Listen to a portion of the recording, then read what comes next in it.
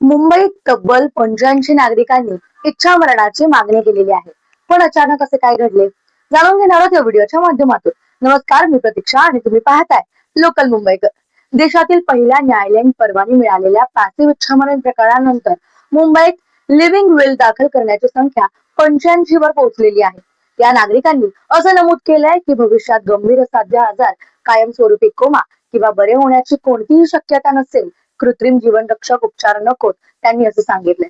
त्यासाठी त्यांनी आधी लेखी अर्ज नोंदवलेला आहे.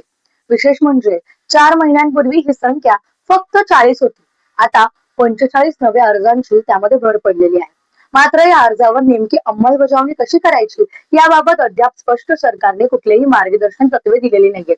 जीवनाच्या शेवटच्या टप्प्यावर स्वतःचा निर्णय घेण्याचा अधिकार असावा का? तुम्हाला काय वाटतंय? कमेंट करून नक्की सांगा आणि अशाच नवनवीन व्हिडिओसाठी लोकल मुंबईकरला फॉलो आणि सबस्क्राईब करायला विसरू नका.